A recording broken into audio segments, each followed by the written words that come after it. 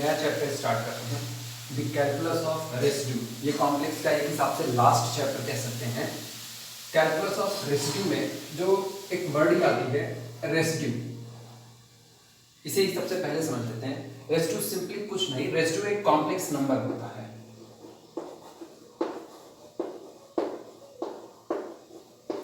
Complex number, residue simply एक complex number होता है, लेकिन ये कॉम्प्लेक्स नंबर एक खास बिहेवियर रखता है, एक खास प्रॉपर्टी रखता है, और वो प्रॉपर्टी ये है कि ये रेसिड्यू यानी ये आया हुआ कॉम्प्लेक्स नंबर किसी मेरोमॉर्फिक फंक्शन के इंटीग्रल के प्रोपोर्शनल होता है। मेरोमॉर्फिक फंक्शन जिसका लास्ट में हम लोगों ने जिक्र कर लिया, लास्ट वाले चैप्टर में इसका पूरी की पूरी चर्चा हुई थी। कहा जाता है रेसिड्यू वो कॉम्प्लेक्स नंबर होता है जो पर्टिकुलर किसी एक मेरोमॉर्फिक फंक्शन के, किसी पर्टिकुलर एक मेरोमॉर्फिक फंक्शन के किसी क्लोज्ड कंटूर के अबाउट किए गए इंटीग्रल के प्रोपोर्शनल होता है। अच्छा, इसका यूज क्या, इस पूरे चैप्टर में बेसिकली हम लोग डील करेंगे कई तरह तरह के इंटीग्रल को। हम अलग अलग टाइप के इंटीग्रल, जैसे एक सबसे फेमस इंटीग्रल ये होता है integration from 0 to pi function of cos theta and sin theta, ये इस टाइप के, ऐसा इस तरह के अलग अलग इंटीग्रल को हम निकालने की कोशिश करेंगे। और रेसिड्यू उसमें मदद ये करता है कि अगर आपको रेसिड्यू पता है तो आप कुछ थ्योरम का इस्तेमाल करते हुए कई सारे इंटीग्रल को बड़े आसानी के साथ कैलकुलेट कर सकते हैं। तो इस चैप्टर के लिए हम कह सकते हैं कि ये पूरा का पूरा चैप्टर सिर्फ और सिर्फ डेडिकेट है अलग अलग टाइप के इंटीग्रल को निकालने पर, इसीलिए ये पूरा नाम है। और ये जो इंटीग्रल निकाले जाएंगे ये सारे इंटीग्रल रेसिड्यू की हेल्प से निकाले जाएंगे, इसीलिए इस पूरे चैप्टर को कहा गया द कैलकुलस ऑफ रेसिड्यू। शुरुआत करते हैं इस चैप्टर की।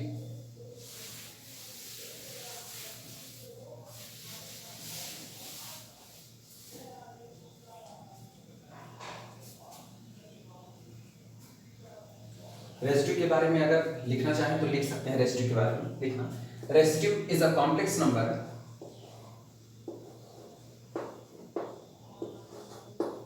Residue is a complex number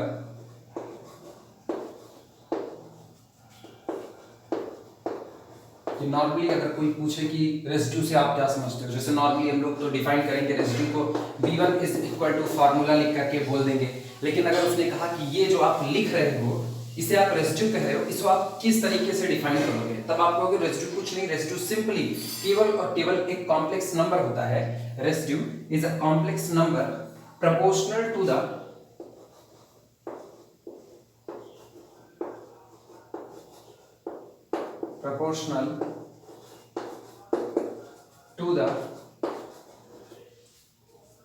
residue एक कॉम्प्लेक्स नंबर होता है जो प्रोपोर्शनल होता है, proportional to the contour integral, proportional to the contour integral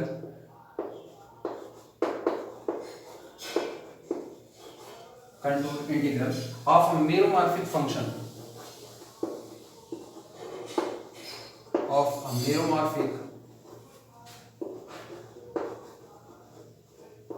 a meromorphic function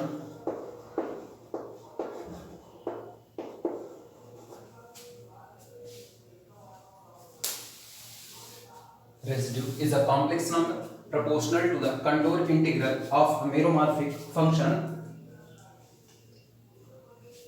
along a path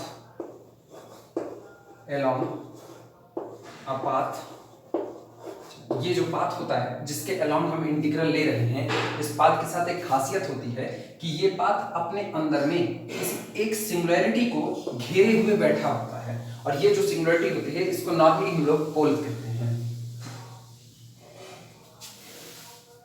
लिखा गया residue is a complex number, residue एक complex number होता है proportional to the contour integral of a meromorphic function, जो किसी meromorphic function के integral के या कंटूर इंटीग्रल के प्रोपोर्शनल अनुक्रमानुपाती होता है। ठीक, और ये मेरोमॉर्फिक फंक्शन का इंटीग्रल जो लिया जा रहा है ये along a path enclosing one of its, enclosing घेरे हुए है,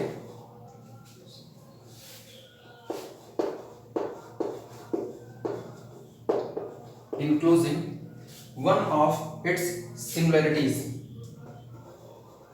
one of its सिंगुलैरिटीज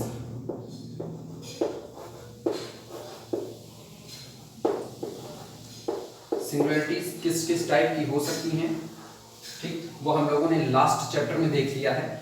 isolated singularities, essential singularities, उसी सिंगुलरिटीज में एक टाइप पोल का भी होता है। तो अभी सिर्फ इतनी सी बात है कि रेसिड्यू एक कॉम्प्लेक्स नंबर है जो किसी मेरोमॉर्फिक फंक्शन के कंटोर इंटीग्रल के प्रोपोर्शनल होता है, और ये जो कंट्रोल इंटीग्रल लिया जा रहा है, कंटोर इंटीग्रल, ये कंटोर इंटीग्रल एक पाथ के अलोंग लिया जा रहा है, और पाथ ऐसा है कि उसने अपने अंदर में इस दिए गए फंक्शन की किसी एक सिंगुलरिटी को बंद करके रखा हुआ है या अपने अंदर में इनक्लोज किया हुआ है।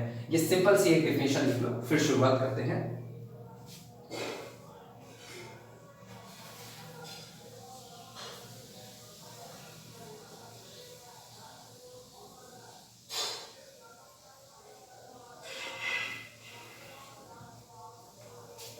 इसके बाद अब हम वो पार्ट लिख रहे हैं इस डिफिनेशन का जिसमें कहा जा सकता है कि अब मेन मैथमेटिकल टर्म वाले डिफिनेशन अब हम लिखने जा रहे हैं। इसे हटा रहे हैं।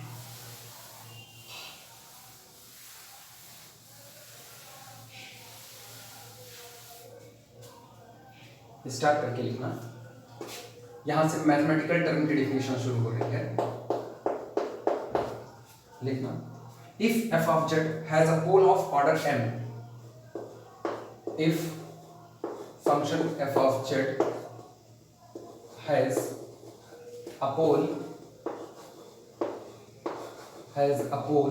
of order small m, हम ये मान रहे हैं कि माना f of z कोई दिया गया फंक्शन है और ये जो फंक्शन है ये एक पोल रखता है जिसका ऑर्डर m है, देन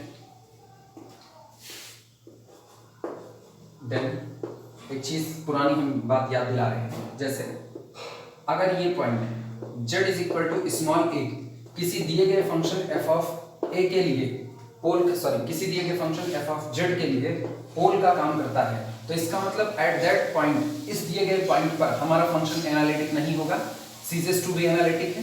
तो इस एक पॉइंट को अगर छोड़ दिया जाए तो ये जो एरिया बन रहा है इसको छोड़ने के बाद ये इस रिंग शेप रीजन में हमारा फंक्शन एनालिटिक बना रहेगा। और अगर इस रिंग शेप फंक्शन में, इस रिंग शेप एरिया में कोई मेरा फंक्शन एनालिटिक बना रहता है तो हम अपने फंक्शन का लॉरेंट सीरीज के फॉर्म में एक्सपेंशन कर सकते हैं। अगर याद आ रहा हो तो लॉरेंट का एक्सपेंशन ऐसा होता था कि दो हिस्से टूटते थे, समेशन एक पहला हिस्सा और फिर प्लस समेशन दूसरा हिस्सा। यहाँ पर पॉजिटिव पावर चलती थी और इस हिस्से में नेगेटिव पावर चल रही होती थी। बिल्कुल हम उसी चीज का यहाँ पर इस्तेमाल कर रहे हैं।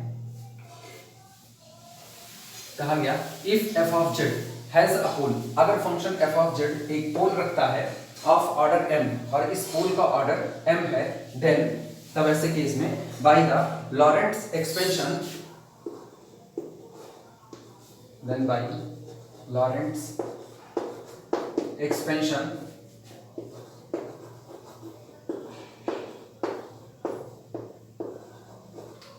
देन बाय लॉरेंट्स एक्सपेंशन हम फंक्शन को लिख सकते हैं f of z can be written as f of z is equal to summation, जिनको ना याद हो वो लोग फिर से वापस मेरोमॉर्फिक फंक्शन वाला चैप्टर देख लें क्योंकि इसमें काफी ज्यादा जरूरत पड़ने वाली है। Summation an z minus a to the whole power n, और ये जो समेशन होता था ये रन करता था n vary from 0 to infinity. ये वो हिस्सा जो पॉजिटिव पावर में चल रहा होता था, इसी तरह एक हिस्सा नेगेटिव पावर में चलता है, प्लस समेशन। अच्छा, चूंकि पोल का ऑर्डर कितना है m है, तो हम जानते हैं अगर किसी पोल का ऑर्डर m है तो इसका मतलब जो नेगेटिव पावर वाले टर्म होंगे वो एग्जैक्टली m टर्म को कंटेन करेगा, यानी समेशन यहाँ पर n vary from 1 to m ये हिस्सा हुआ, और बाकी का जो हिस्सा होता था वो अगर याद हो तो bn z minus a to the power minus n लिखा जाता है। ये रहा, नोट करें इसे।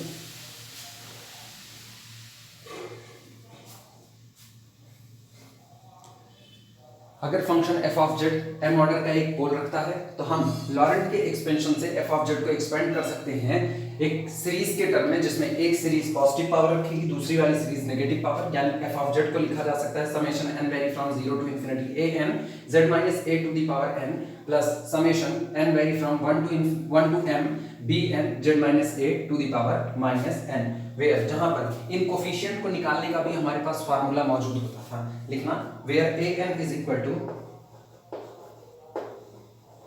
Where a n is equal to, अगर किसी को याद हो तो ये होता था 1/2πi integral over the contour C. ये कंटूर वो लार्ज सर्किल होती थी जिसकी रेडियस हम अपने हिसाब से अरेंज कर सकते थे, ठीक। Integral c f of z D Z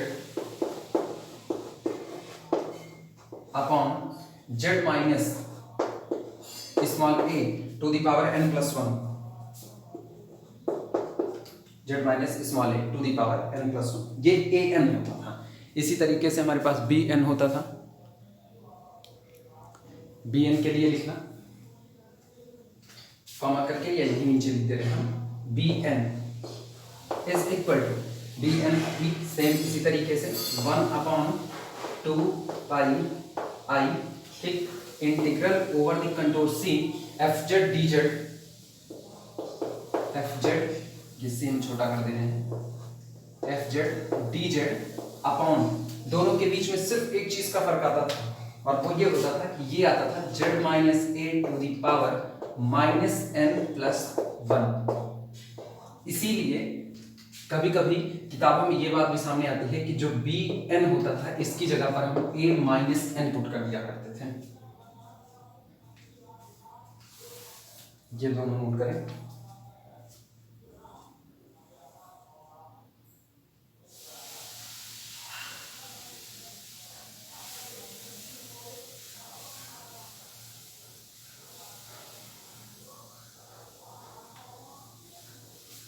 इसके बाद लिखना द कोफिशिएंट b1, यहाँ इस हिस्से में अगर n इज इक्वल टू 1 लिया जाए तो जो कोफिशिएंट हमको b1 मिलता है उसी को हम रेसिड्यू कहते हैं at the point z is equal to small a पर। लिखते हैं इसी बात को,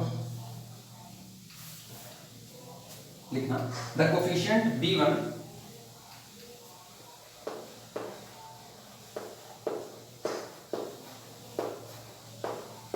the coefficient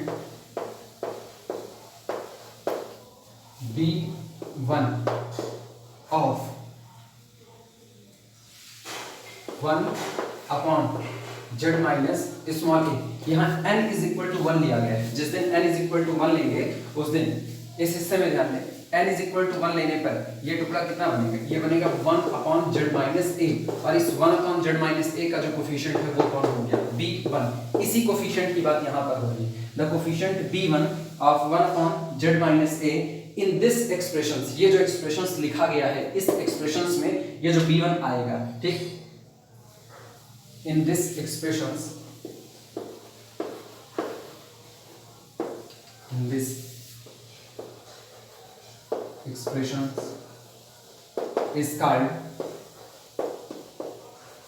is called residue at z is equal to small a। यही रेसिड्यू कहलाएगा z is equal to small a पर।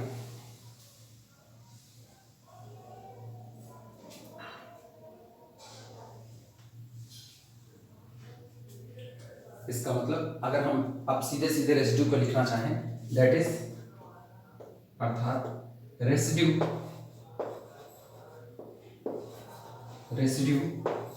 Eight z is equal to small a is b1 is equal to, ध्यान दें, b1, ये चीज हटाएं यहां से। अब bn की वैल्यू हमारे पास यहां मौजूद है, इसमें n is equal to 1 put करें। n is equal to 1 put करने पर -1 + 1 दैट इज इक्वल टू 0, यानी यहां पर केवल कितना आया, z minus a to the power 0 that is equal to 1, यानी 1/2πi integral over c f of z dz। b1 is equal to 1/2πi integral over the contour c function f z dz। ये residue कहलाता है point z is equal to small a पर। ये रहा, note करने से।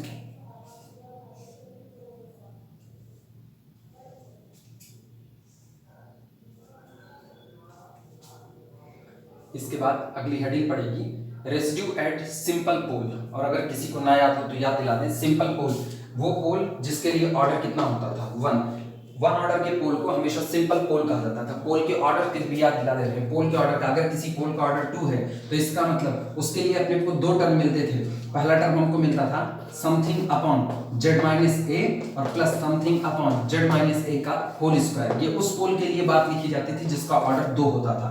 अगर यही z इज इक्वल टू ए, ये जो पोल है इसका ऑर्डर 3 होता तो अगली बात लिखी जाती something upon Z minus A to the whole power 3। मतलब जितने ऑर्डर होते हैं उतने ही टर्म ये इंक्लूड होते चले जाते थे। तो अब हम सिंपल पोल के लिए रेसिड्यू की बात करने चल रहे हैं।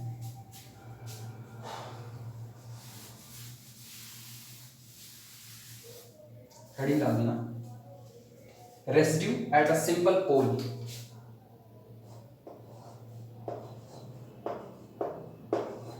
रेसिड्यू वाला हटा दें पूरा।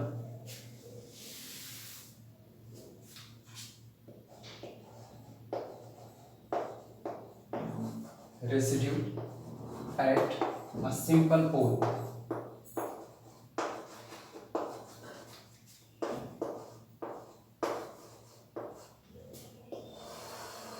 Residue at a simple pole।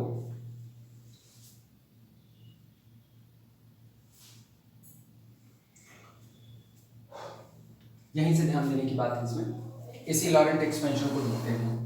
अगर हम ये मानते हैं कि हमें जो पोल दिया गया है वो एक सिंपल पोल है, तो ऐसे में सिंपल पोल यानी वो पोल जिसका ऑर्डर केवल और केवल 1 होगा।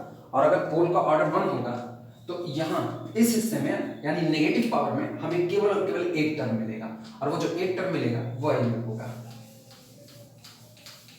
सिर्फ और सिर्फ B1 upon Z minus small a। केवल ये लिखना, ठीक।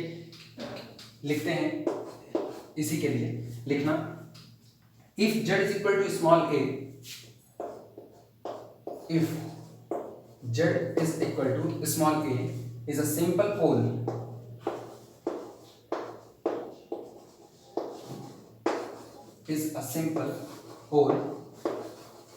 अगर Z is equal to small a कोई सिंपल पोल है, ठीक, ऑफ f of Z, आगे बढ़ा देना, of function f of Z, then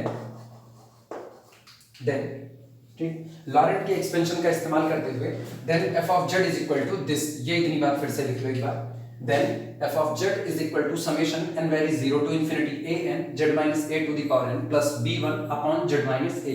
simple pole होने की वजह से नेगेटिव वाले पावर में केवल और केवल एक टर्म आएगा, बाकी के सारे टर्म हट जाएंगे, ठीक। देन इसके बाद लिखना, so residue of f of z, so residue of function f of z।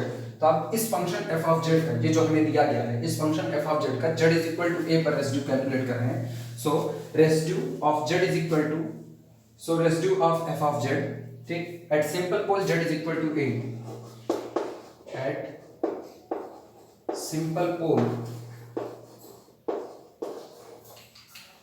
z is equal to small a is given by, उसी फार्मूले का इस्तेमाल करेंगे जो अभी हमने लिखा हुआ था, is given by, ये दिया जाएगा। अगर पुराना चैप्टर याद हो जहां मेरोमॉर्फिक फंक्शन पढ़ाया जा रहा था तो वहां पर सिंगुलैरिटी वगैरह पर इस बात की चर्चा हुई थी कि ये b1 किस तरीके से निकाला जाएगा। फिर भी अगर भूले हुए हैं तो लिखना सीधे सीधे यहाँ पर z is equal to small a is given by, z is equal to small a पर जो सिंपल पोल, ये जो z is equal to small a simple pole मिला हुआ है, इस पर जो रेसिड्यू होगा उसके लिए हम सीधे एक फार्मूले का इस्तेमाल करेंगे, और फार्मूला होता है b1 is equal to limit, ये लिमिट अप्लाई करेंगे, limit z tending to small a, z tending to small a into z minus a f of z, z minus a f of z। ये सिर्फ और सिर्फ हम इसी limit को calculate कर लेंगे। ये लिमिट एक बार मिल गई, that's the residue of simple pole, ये रेसिड्यू एट अ सिंपल पोल।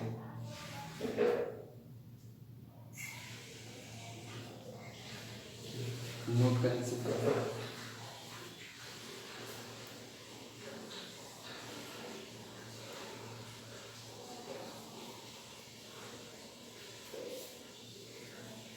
इसके बाद रेसिड्यू कैलकुलेट करेंगे उस पोल के लिए जिसका ऑर्डर m होगा। सबके लिए अलग अलग आर्टिकल चल रहा है। अभी रेसिड्यू कैलकुलेट करेंगे उस पोल के लिए जिसका ऑर्डर m होगा, फिर रेसिड्यू कैलकुलेट किया जाएगा एट इंफिनिटी पर। पहले एक बार रेसिड्यू निकालने के तरीके हमारे हाथ में आ जाए, फिर हम इंटीग्रल की तरफ पढ़ेंगे, क्योंकि इन्हीं रेसिड्यूज का और कुछ थ्योरम्स का इस्तेमाल करते हुए हम अलग अलग इंटीग्रल की वैल्यू निकालेंगे। और ये पूरा चैप्टर हम फिर से दोहरा दें, ये पूरा चैप्टर कुछ नहीं, ये सिर्फ तरह तरह के इंटीग्रल की वैल्यू को कैलकुलेट करने के ऊपर ही डिपेंड है। हेडिंग डाल देना, रेसिड्यू ऑफ फंक्शन, ये हटा रहे हैं।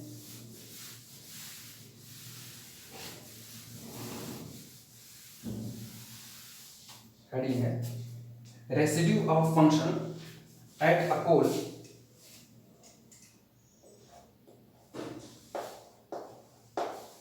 Residue of function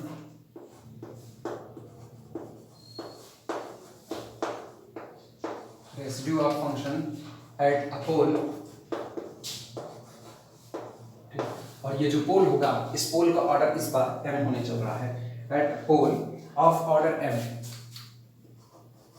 of order small m,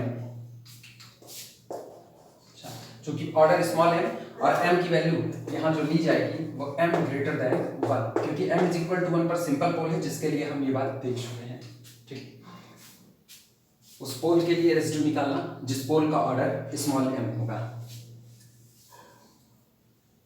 इसके लिए सबसे पहले फार्मूला लिख ले रहे हैं, बाद में फिर फार्मूले का डेरिवेशन करते हैं।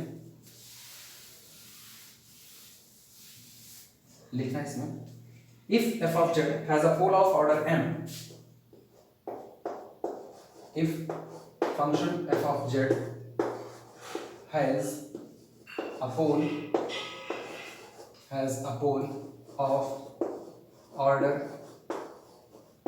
m at z is equal to small, कहा जा रहा है कि अगर जो आपको फंक्शन दिया गया है f of z वो z is equal to small a पर पोल रखे जिसका की ऑर्डर m हो, then residue at small a,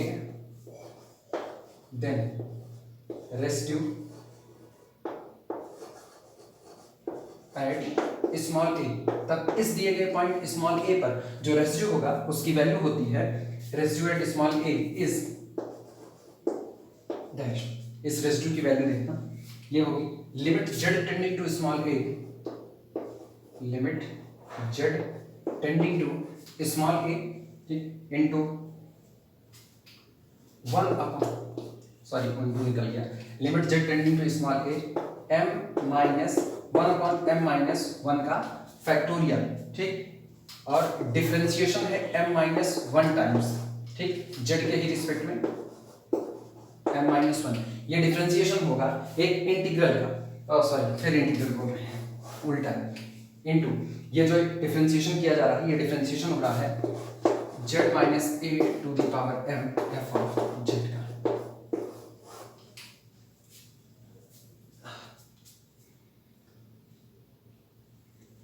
अगर function f of z pole रखता है ऑर्डर m का point z is equal to small a पर, तो इस point z is equal to small a पर जो रेसिड्यू होगी उसकी वैल्यू होगी ये लिमिट, यानी limit z tending to small a 1 upon m minus 1 का factorial dm m minus 1 times differentiation of z minus a to the power m into f of z। इसी फार्मूले को हम लोग प्रूफ करने चल रहे हैं। ये फार्मूला आया कहां से,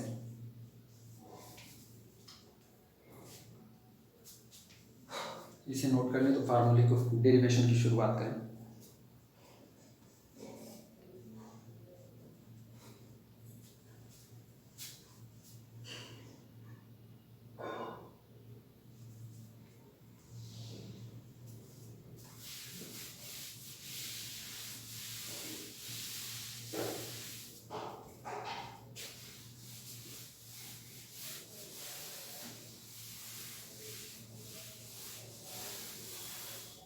प्रूफ की शुरुआत करते हैं, लिखना proof.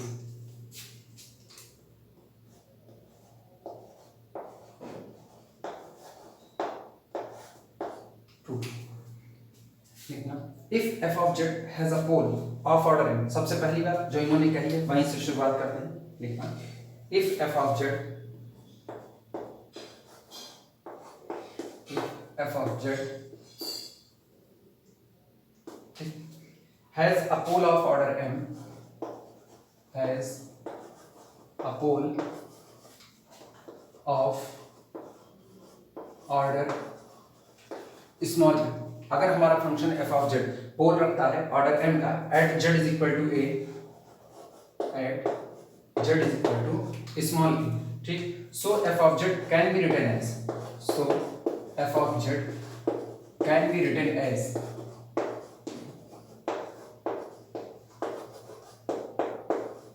Can be written as. इसीलिए यहाँ पर मेरोमॉर्फिक्स वाले चैप्टर की जरूरत पड़ती है। वो जब तक याद नहीं रहेगा तब तक ये चीजें आगे नहीं बढ़ पाएंगी। अब हम जानते हैं कि अगर हमारा दिया गया function F of Z Z is equal to A पर पोल रखता है, वो भी एम ऑर्डर का, तो हम अपने फंक्शन को लिख सकते हैं F of Z can be written as F of Z is equal to function phi of Z upon Z minus small A to the power M. जहां पर ये जो ऊपर फंक्शन फाई ऑफ जेड लगा है, इसके पास एक प्रॉपर्टी होती है कि एट स्मॉल ए पर ये फंक्शन जीरो भी नहीं होगा, पहली बात। दूसरी बात, ये एनालिटिक भी बना रहेगा, यानी इसे इक्वेशन नंबर 1 मान लें और ये बात आगे लिख दें कि phi of A does not equal to zero and phi of Z and phi of Z ये हमेशा एनालिटिक बना रहेगा। इस एनालिटिक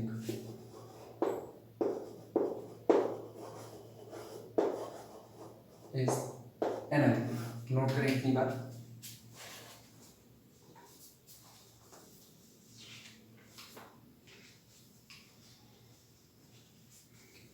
अब यहां पर रेसिड्यू का फार्मूला अप्लाई करते हैं, जो अभी हमने लिखा था B1 के फॉर्म में। Bn वाला जो जनरल फार्मूला हम लोगों ने लिखा, Bn is equal to 1/2 pi I integral over the contour C f of z dz upon z minus a to the power minus n plus 1। उसी फार्मूले का इस्तेमाल करके हम आगे बढ़ रहे हैं, क्योंकि अब हमको f ऑफ z की वैल्यू पता है। लिखना दिस इंप्लाइज दैट या residue of f of z, residue of function f of z, ठीक, at z is equal to a is b1, ठीक। और ये जो b1 दिया जाएगा, this implies that b1 is equal to 1/2 pi i। जिन लोगों को फार्मूला भूला वो तुरंत पलट करके फार्मूला देखें, 1/2 pi i integral over c f of z dz। चूंकि हम b1 निकाल रहे हैं, इसलिए z minus a to the power minus n plus 1 में minus 1 plus 1 that is equal to 0 और z माइनस a की 0 यानी 1। ये आया b1 is equal to this. Value put करते हैं, f ऑफ z की वैल्यू हमको पता है, f of z is equal to this, ये सामने लिखा गया है, ये वैल्यू उठा करके रख दें, यानी this is equal to 1/2 pi i integral over the contour c, ठीक, फाई ऑफ जेड, ये गलत बन रहा है बार बार, phi of Z upon Z minus A to the whole power M. Note करें इसे।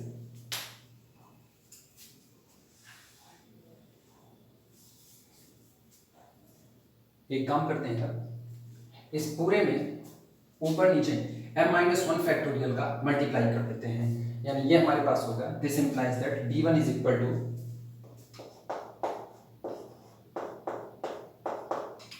m-1 फैक्टोरियल से नीचे और ऊपर मल्टीप्लाई कर दे रहे हैं, 1/m-1 फैक्टोरियल, तो यहां भी हो जाएगा m-1 फैक्टोरियल और डिवाइडेड बाई 2 पाई आई। बाकी बची हुई चीजें एज यूजुअल लिख देते हैं, integral over C phi of Z upon Z minus A to the whole power M D Z, D Z. Note करें इसे फटाफट।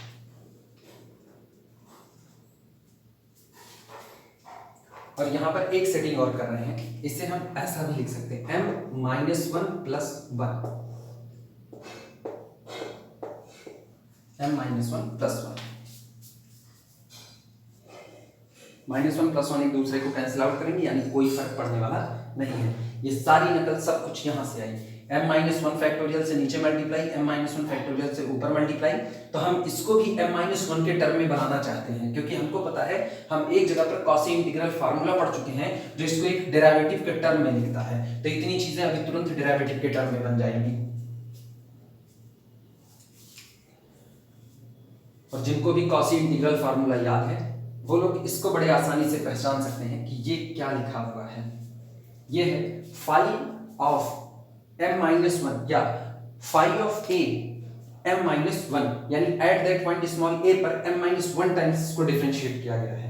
लिखना this is equal to 1 upon m-1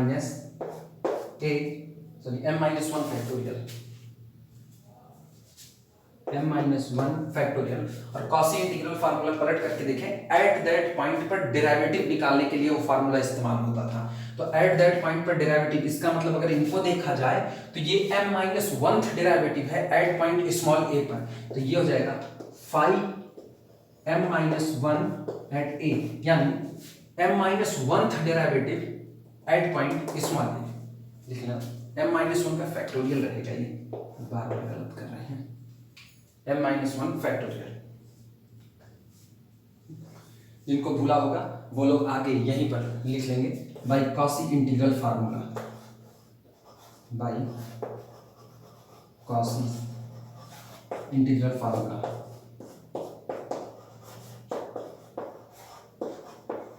by Cauchy's integral formula, इसे note करें।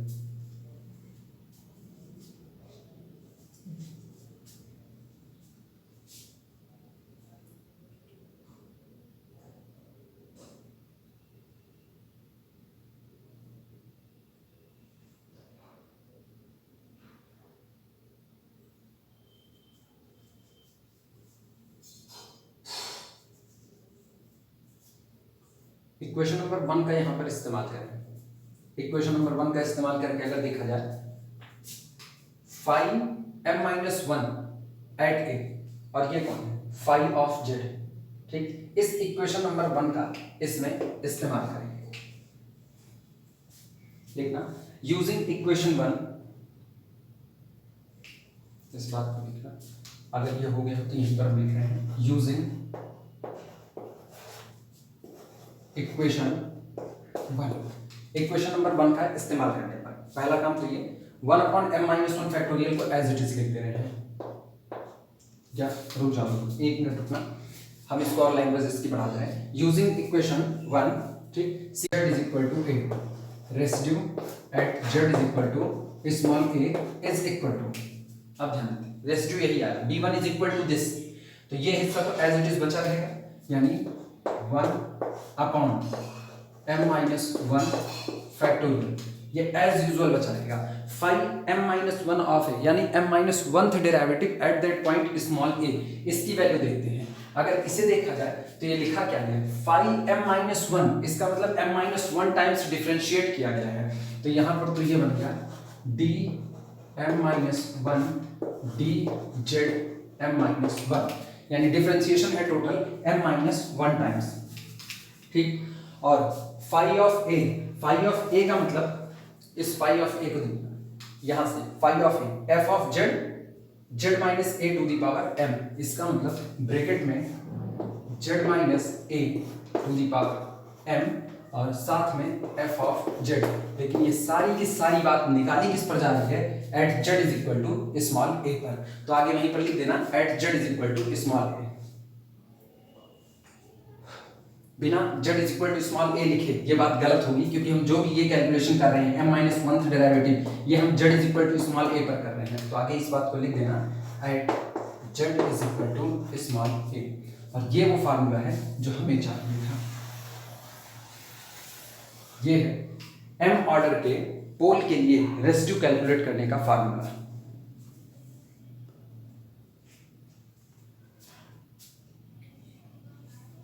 ठीक, इसी पर इसको रोक रहे हैं, क्योंकि अगर वीडियो में 1 घंटे का करते हैं तो फिर तकरीबन 14 से 18 जीबी बन जाता है। वो कंप्रेस करने में बहुत ज़्यादा टाइम लगता है, इसीलिए हम इसको फिलहाल के लिए इतने पर ही रोक रहे हैं। अब जो वीडियो देंगे वो छोटी छोटी देंगे, जिससे कंप्रेस करने में हमें आसानी हो। वैसे भी अभी नॉर्मली इसी में भी 1.5 घंटे लग जाएंगे कंप्रेस करने में, इसलिए इसको इसी पर रोक रहे हैं।